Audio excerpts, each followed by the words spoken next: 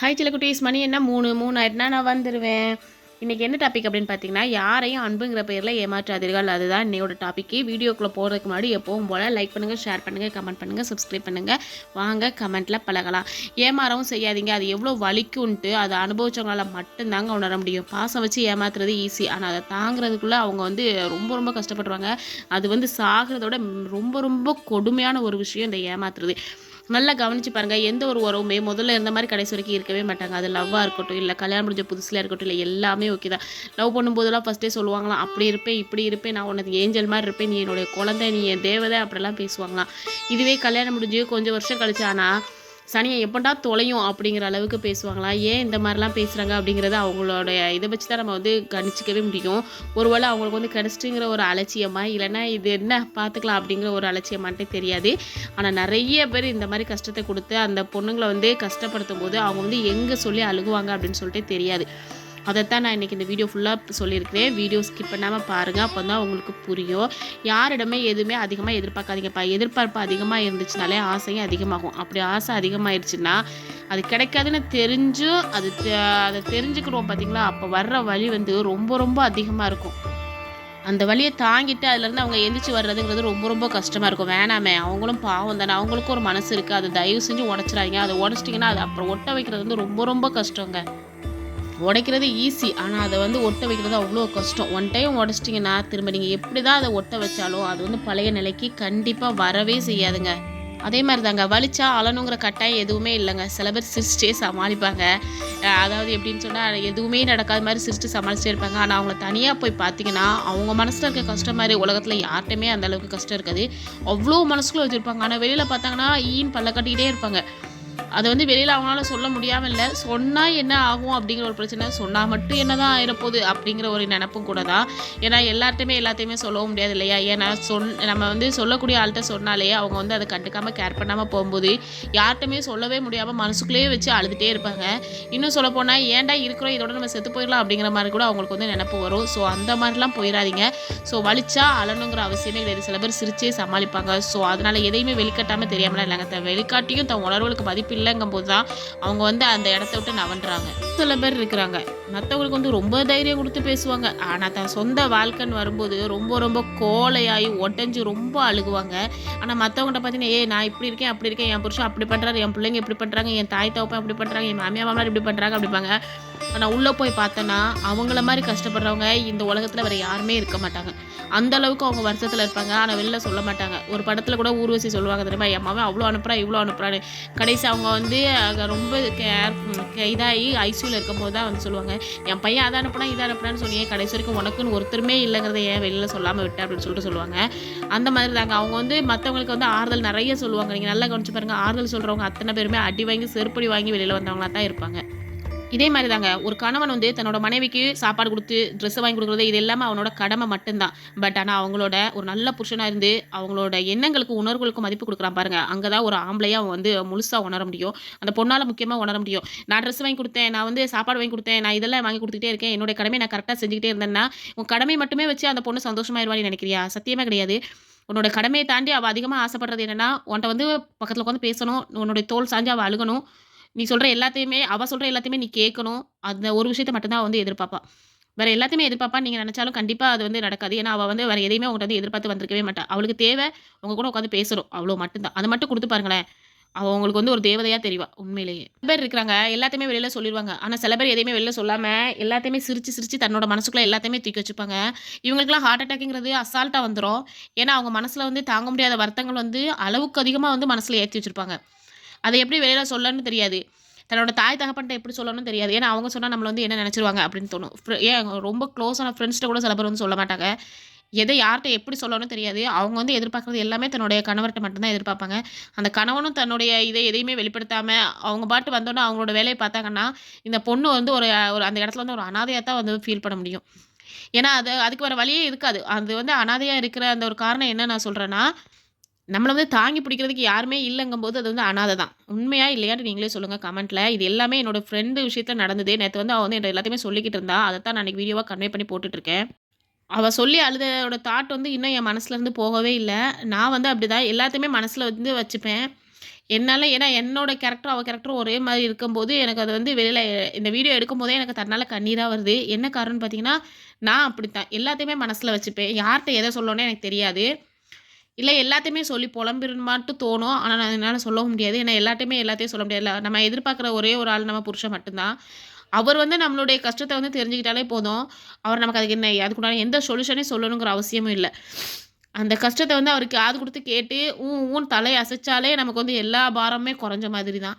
But ஆனா, அவங்க வந்து என்ன பண்ணுவாங்கன்னா, நம்மளுடைய கஷ்டத்த வந்து கேட்கக்கூடிய மனநிலை அவங்களுக்கு வந்து இருக்காது. அவங்களுக்கு வந்து ஒர்க் ப்ரெஷரு, அந்த ப்ரெஷர், இந்த ப்ரெஷர்ம்பாங்க. ஆனா, நமக்கு இருக்கிறது அத விட அதிகமான ப்ரெஷர் இருக்கும். ஆனா, அது அவங்களுக்கு அதெல்லாம் புரியாது. உலகத்திலேயே அவங்க மட்டும் தான் ஒர்க் ப்ரெஷர் இருக்கிற மாரி அவங்க வந்து அதிகமா சீன் போடுவாங்க. நம்ம அந்த சீனெல்லாம் தாண்டி வந்தவங்க அப்படிங்கிறது அவங்களுக்கு புரியவே இல்ல. குழந்தைங்கள பார்த்துட்டு, குடும்பத்த பார்த்துட்டு, இன்னும் சொல்லப்போனா சில பேர்லாம் வந்து இப்ப என் ஃப்ரெண்ட்ஸ சொல்றேனே, அந்த பொண்ணுலாம் வீட்ல வந்து அவ தான் எல்லாமே சொல்லப்போனா. அவ புருஷன் வந்து அவட்ட சம்பளத்த வந்து குடுத்துட்டு போயிருவாரு. வீட்டோட வரவு செலவு அவங்க தான் பார்க்கணும். கணக்கு வழக்கு அவங்க தான் பார்க்கணும். பட்ஜெட் அவங்க தான் போடணும். வீட்டு குழந்தைங்கள அவங்க தான் பார்க்கணும். வீட்டுக்கு என்னென்ன தேவைங்கிறத அவங்க தான் பார்க்கணும். அவங்களோட சொந்த பந்தங்களுக்கு என்ன வேணும் அப்படிங்கிறத அவங்க தான் பார்க்கணும். அது தாய் வீட்டு சைடா இருந்தாலும் சரி, மாமியார் வீட்டு சைடா இருந்தாலும் சரி, எல்லாமே அந்த பொண்ணு தான் பார்த்துக்கணும். ஆனா அந்த பொண்ணு எதிர்பார்க்குற ஒரே ஒரு விஷயம், நீங்க வந்து என் கூட சந்தோஷமா இருங்க. என் கூட சந்தோஷமா பேசுங்க. எனக்கு அது மட்டுமே போதும். வேற எதுவுமே இந்த உலகத்துல வேணாம் அப்படின்னு மட்டும் தான். ஆனா அது அவ புருஷன் எப்படி நெனச்சுக்கிறாங்க தெரியுமா? எல்லாமே நாம தான் பார்க்குறோம். இவ என்ன சும்மா தானே இருக்கா வீட்ல அப்படிங்கிற மாரி பேசுறாங்களாம். அப்படி பேசுறது ஈஸிங்க. ஆனா அதுலருந்து அந்த பொண்ணு எந்திரிச்சு வர்றதுக்கு எவ்வளோ கஷ்டப்படுவா அப்படிங்கிறது, அந்த பொண்ணோட இடத்துல இருந்து பார்த்தா மட்டும் தான் நமக்கு புரியும். வெளியில இருந்து பேசுறது ரொம்ப ரொம்ப ஈஸி. இத அவங்க ஹஸ்பண்ட் அத புரிஞ்சுக்கிட்டாலே போதும். இந்த வீடியோ அவங்க பார்த்தாங்கன்னா கண்டிப்பா புரிஞ்சுக்குவாங்கன்னு நெனைக்கிறேன். ஒரு கணவன் மனைவி பந்தங்கிறது வெறும் வார்த்தையால இல்லங்க. அத சொர்க்கம் ஆக்குறது, நரகம் ஆக்குறதும் அவங்கவங்க கையில தான் இருக்கு. சில பேர் வந்து ரொம்ப பொறுத்து பொறுத்து போவாங்க. ஒரு இடத்துல அதாவது ஒரு கட்டத்துல அவங்களால பொறுத்துக்க முடியல அப்படிங்கும்போது, ரொம்ப கோவப்பட்டு அவங்களோட இயலாமைய வந்து வெளிக்காட்டுவாங்க. பெண்களோட ஒரு பெரிய பலவீனம் என்ன தெரியுமா? அவங்களோட கோவத்த வந்து வெளிக்காட்ட தெரியாது. அதுக்கு பதிலா அழுதுருவாங்க. ரொம்ப ஏங்கி ஏங்கி அழுகுவாங்க. நீங்க நல்லா கவனிச்சு பாருங்க. ரொம்ப அழுகுறவங்க வந்து மனசால உடைஞ்சு போய் இருப்பாங்க. அதுலருந்து எப்படி மீண்டு வரணும் அவங்களால தெரியாது. மனசளவுல உடைஞ்சு போயி, அதுலருந்து நம்ம எப்படி வெளில வரேன்னு தெரியாம தான் அவங்களோட கோவம் வந்து அழுகையா மாறும். அந்த இடத்துல நான் இருக்கேன்னு அவங்களோட கைய புடிச்சு வச்சு பாருங்க. அவங்க ஒரு குழந்தை மாரி உங்ககிட்ட வந்து கிடப்பாங்க. உண்ம அதுதான். அந்த குழந்தைய வந்து நீங்க வந்து தாங்குறதும், தள்ளி விடுறதும் உங்க கையில மட்டும் தான் இருக்கு. இத வந்து எந்த ஆம்பளைங்களும் புரிஞ்சுக்கிறதே கிடையாது. இத புரிஞ்சுக்கிட்டாலே போதும், அந்த வீடு வந்து கண்டிப்பா சொர்க்கமா மாறியே ஆகும். இல்ல எனக்கு இது தேவையில்லன்னு சொல்லிட்டு நீங்க தள்ளி விடும்போது, அந்த பொண்ணுக்கு அது நரகமாயிரும். அவ்வளோதான் வித்தியாசம். ஃபர்ஸ்ட்டு ஒருத்தர் வந்து ஒருத்தருக்கு ஒருத்தர் விட்டு குடுங்க. பேச்சுக்கு மதிப்பு அதிகமா குடுங்க.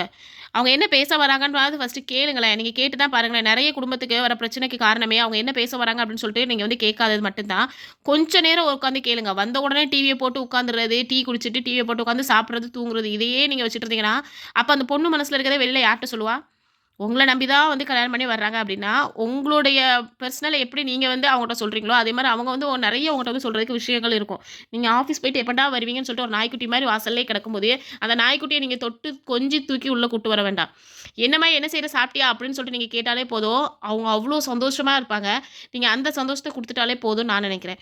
நீங்க அதெல்லாம் விட்டுட்டு அந்த பொண்ண வந்து நீங்க கஷ்டப்படும்போது, அது வந்து வெளியில எப்படி சொல்லன்னு தெரியாம நெறைய பேர் மனசுக்குள்ளேயே வச்சு, உள்ளுக்குள்ளேயே வச்சு வச்சு அவங்க கடைசியில போற காலம் வரைக்கும் அவங்க வந்து அத வெளில சொல்லவே மாட்டாங்களாம். ஜஸ்ட்டு கொஞ்சம் பேசி தான் பாருங்களேன். பேசுறதுனால எதுவும் கொறைஞ்சிட மாட்டாங்கல்ல. பேசுறதுனால காசா கேட்க போறாங்க. இன்னும் சொல்லப்போனா பேசினா நான் காசு தரேன்னு சொல்லி பாருங்க. அந்த பொண்ணு ஏதாவது ஒரு வேலை செஞ்சாவது உங்களுக்கு வந்து காசு தந்துரும். அவங்களுக்கு தேவையில்ல உங்க கூட பேசணும், சந்தோஷமா இருக்கணும். அது மட்டும் தான். நீங்க பேசினாலே போதும். உலகத்தில இருக்க அத்தன சந்தோஷமும் அந்த பொண்ணுக்கு கிடைச்ச மாரி தான் ஒரு ஃபீல் ஆகும். அது எல்லாத்தையும் விட்டுட்டு நீங்க வீட்டுக்கு வந்த உடனே டிவி, ஃபோனு இல்லன்னா நீங்க பாட்டுக்கு தூங்குறது இப்படியே இருந்தீங்கன்னா, அந்த பொண்ணு யார்ட்ட போய் அழுகும்? என்ன பண்ணுவாங்கன்னு சொல்லிட்டு கொஞ்சம் யோசிச்சு பாருங்க. இப்படி யோசிச்சு பார்த்தாலே புரிஞ்சிரும். அவங்க என்னென்னலாம் கஷ்டப்பட்டுருக்காங்க அப்படின்ட்டு. நம்மள சுத்தி இருக்கிறவங்கள அன்பா, ஆறுதலாகவும் மாத்துற ஒரே ஒரு சக்தி வாய்ந்த ஆயுதம் எது தெரியுமாங்க? ஒரு அன்பான, ஆறுதலான ஒரு வார்த்தை தாங்க. அந்த வார்த்தைக்காக தாங்க எல்லா பொண்ணுங்களுமே ஏங்கி தவிச்சு நிப்பாங்க. அந்த தவிப்ப வந்து நீங்க நிறைவேத்துறதுக்கு தானங்க கல்யாணம் பண்ணி கூட்டு வந்திருக்கீங்க. அப்படி உங்களுக்கு அதெல்லாம் நிறைவேத்த முடியலனா எதுக்காக கல்யாணம் பண்றீங்க? அத முதல்ல சொல்லுங்க. ஏன்னா அவங்க வந்து உங்கள வந்து கல்யாணம் பண்ணி இன்னும் சில பேர் இருக்கிறாங்க. கல்யாணம் முடிஞ்சதுக்கு அப்புறம் தான் பசங்களே திருத்துவாங்களாம். அதெல்லாம் கால கொடுமையா? இல்லன்னா அந்த பொண்ணோட தலையெழுத்தானே தெரியாது. தயவு செஞ்சு நீங்க வந்து ஒரு அன்பான, ஆறுதலான வார்த்தை பேசி பாருங்க. அவங்க வந்து வேற லெவல்ல மாறி காட்டுவாங்க உங்களுக்காக. உங்களுக்கு ஒண்ணு சொல்றேன் நல்லா புரிஞ்சுக்கங்க. பெண்கள் ஏதாச்சும் உங்ககிட்ட ஒண்ணு சொல்ல வந்தா, ஃபர்ஸ்ட் அத காது குடுத்து கேளுங்க. ஒரு ப்ராப்ளம் இருக்கு அப்படின்னு சொல்லிட்டு உங்கட்ட சொல்ல வந்தா, "அப்படியாம்மா? என்னம்மான்னு?" சொல்லிட்டு பக்கத்துல உட்கார வைங்க. "இங்க வாம்மா, இங்க வந்து உட்காரு. என்னன்னு சொல்லும்மா" அப்படின்னு சொல்லிட்டு கேளுங்க. அத விட்டுட்டு வந்த உடனே நீங்க பாட்டு உங்களோட ஒர்க்க நீங்க கவனிச்சீங்கன்னா, அவங்க என்ன சொல்ல வராங்கன்னே தெரியும். இன்னொரு விஷயம் நல்லா புரிஞ்சுக்கங்க. பொண்ணுங்களால அந்த ப்ராப்ளம்க்கு வந்து சொல்யூஷன் தேட தெரியாமலாம் இல்ல. கண்டிப்பா சொல்யூஷன் தெரியும். பட் அவங்களுக்கு தேவை ஒரு எமோஷனலா சப்போர்ட் மட்டும் தான். அந்த சப்போர்ட்ட வந்து நீங்க குடுத்துட்டாலே போதும். அவங்க வந்து டக்குன்னு சரியாயிருவாங்க. ஏன் ஒரு காய்ச்சலே வருதுன்னு வைங்களேன், அவங்களுக்கு காய்ச்சல்னு சொல்லிட்டு உங்கள்ட்ட உங்கள்கிட்ட வந்து சொல்லுவாங்க. அதுக்கு காரணம் நீங்கள் வந்து மாத்திரை வாங்கி கொடுக்கணுன்ட்டு இல்லை. காய்ச்சலாமா சரிம்மா சரியாயிரும், இந்த மாத்திரையை போட்டு நீ நல்லா ரெஸ்ட் எடு, காலையில் பாரு ஃப்ரெஷ்ஷாக இருந்துச்சு அப்படி சொல்லி பாருங்களேன். அவங்க தூங்கின ஒரு 1 ஹவர்லேயே எழுந்துச்சு சரியாயிருவாங்க. ஏங்க என்னங்க செஞ்சு தரணும், உங்களுக்கு வேறு ஏதாவது வேலை செஞ்சு தரவா, உங்களுக்கு ஏதாவது தரவா அப்படின்னு சொல்லிட்டு கேட்டு வந்து நிற்பாங்களாம். அந்த அளவுக்கு அவங்களுக்கு தேவை எமோஷனல் சப்போர்ட் தான். அந்த சப்போர்ட்டை நீங்கள் வந்து கொடுக்க முடியாட்ட நீங்கள் அப்போ என்ன அவங்களெல்லாம் கல்யாணம் பண்ணி என்ன பண்ண போறீங்க சொல்லுங்க பார்ப்போம். ஸோ அவங்களோட ப்ராப்ளம் என்னன்னு சொல்லிட்டு ஃபஸ்ட்டு கேளுங்க. கேட்டு காது கொடுத்து கேளுங்க. கேட்டாலே போதும், பாதி பிரச்சனை இல்லை, 100 பாயிண்ட் பிரச்சனை எல்லாமே சரியாயிரும். அவங்க அதுக்கு உங்க மேல காட்டுறதே கோவம் இல்லப்பா, வருத்தம். அதை எப்படி காட்டன்னு தெரியாம தான் கத்திருவாங்க சில பொண்ணுங்கள்லாம். என்ன பண்றோம், என்ன செய்றோம்னே தெரியாம தன்னை மீறி அவங்க வந்து கத்துவாங்க. காரணம் இங்க பாரு, அதுல வேற சில பேர் சொல்லுவாங்க, எப்ப பாரு இவ கத்திக்கிட்டே தான் கிடப்பா, இவளாச்சும் ஒண்ணுமே செய்ய முடியாது அப்படின்னு சொல்லிட்டு சொல்லுவாங்களாம். அவங்களுக்கு வந்து அந்த கோவத்தை எப்படி வெளிக்காட்டன்னு தெரியாது. என்ன செஞ்சா அவங்க வந்து நீங்க வந்து அவங்க கேர் பண்ணுவீங்க அப்படின்னு சொல்லிட்டு புரியாது. ஸோ அதுக்காக அவங்களோட கோவத்தை வந்து ஏதாவது ஒரு வேலையில வந்து வெளிக்காட்டுவாங்க. ஆனா உண்மையை நல்லா கவனிச்சு பாருங்க, அவங்களோட வருத்தம் மட்டும்தான் அப்படி மாறும். யாருடைய அன்பையுமே அலட்சியம் செய்யாதீங்க. ஏன்னா அவங்களும் பல வழிகளுக்கு நடுவதா உங்களை வந்து நேசிச்சிருப்பாங்க. அவங்களுக்கும் அதிகமான வழிகள்லாம் இருக்கத்தான் செய்யும். லேடிஸ்னாலே பிரச்சனை தான். அத்தனை வழியையும் தாண்டி உங்கள நேசிக்கும்போது, நீங்களும் அவங்கள நேசிக்காம அலட்சியம் பண்ணும்போது, அத வந்து தாங்கக்கூடிய மனசக்தி வந்து அவங்களுக்கு வந்து இல்ல. கடவுள் வந்து இன்னும் யாருக்குமே அத குடுக்கல. ஒரு பொண்ணா நான் சொல்றேன். அந்த இத வந்து கடவுள் இன்னும் யாருக்குமே குடுக்கல. ஸோ, அதனால அவங்களோட வலிகள வந்து அலட்சியம் பண்ணாதீங்க. அவங்களோட வலிய நீங்க வந்து புரிஞ்சுக்கவே வேண்டாம்ப்பா. அவங்களுக்கு வலிக்கும் நீங்க புரிஞ்சுக்கிட்டா மட்டுமே போதும். நாங்கலாம் ஸ்ட்ராங் ஆயிருவோம். இப்படி ஸ்ட்ராங் ஆகுறதுக்கு உங்கள்ட்ட ஒரே ஒரு விஷயம், எங்க பக்கத்துல உட்கார்ந்து ஆறுதலா, அன்பா ஒரு சில வார்த்தைகள். இத நீங்க பேசினாலே போதும், தன்னால சரியாயிருவாங்க. அந்த பொண்ணு இப்ப வரைக்கும் அதத்தான் கேட்டுட்டு இருக்கா. என் வீட்டுக்காரங்க வந்து என் கூட உட்காந்து ஒரு 5 நிமிஷம் ஸ்பெண்ட் பண்ணா போதும். எனக்காக 24 மணி நேரத்துல ஒரு 5 நிமிஷம் எனக்காக கிடைக்காதா? ஒரே ஒரு ஃபோன் கால், ஒரே ஒரு WhatsApp எதுவுமே இல்லையா? அப்படின்னு சொல்லிட்டு என்ட்ட சொல்லும்போது எனக்கு ரொம்ப கஷ்டமா இருந்துச்சு. அந்த பொண்ணு எவ்வளோ மன வருத்தத்துல இருந்தா, அந்த வார்த்தையெல்லாம் அவ சொல்லுவா அப்படின்னு சொல்லிட்டு. இதுக்கு நான் இல்லாமலே இருந்திருக்கலாம். நான் இருக்க போய் தானே இவ்ளோ எதிர்பார்க்கிறேன். என் வீட்டுக்கார்ட்ட நான் எதிர்பார்க்கிறதுக்குலாம் கஷ்டமே நான் இப்படிலாம் எதிர்பார்க்கிறது தான் எனக்கு கஷ்டமா இருக்கு. நான் எதிர்பார்க்காம இருந்தா அவரும் நான் நிம்மதியா இருப்பாரு, நானும் நிம்மதியா இருப்பேன். இதுக்கு நான் ஏன் உயிரோட இருக்கணும்னு சொல்லிட்டு இருந்தேன். அதுக்கப்புறம் அவளே சொல்றா, "எனக்காக இல்ல, என் குழந்தைகளுக்காக இருக்கிறேன். என் 2 பிள்ளைங்களும் நல்லபடியா வளர்ந்து ஆளாகணும். அதுக்காக நான் வந்து உயிரோட இருப்பேன்" அப்படின்னு சொல்லிட்டு சொல்றா. எனக்கு அதெல்லாம் கேட்டதுக்கப்புறம் ரொம்பவே கஷ்டமா இருந்துச்சு. ஒரு பொண்ணு இந்த அளவுக்கு உடைஞ்சு அழுகுறதுக்கு காரணம் உங்ககிட்ட வந்து அவ சொத்து, சுகம், அது இதுன்னு நான் காரு, வீடு, பங்களான்னு எதுவுமே அவ கேட்கல. உங்ககிட்ட கேட்டது என் கூட உட்காந்து பாசமா பேசுங்க. அந்த ஒண்ணே ஒண்ணு போதும் அப்படின்னு சொல்லிட்டு, அத கூட குடுக்க முடியலட்டா அப்ப நீங்க என்னங்க ஆம்பளைங்க?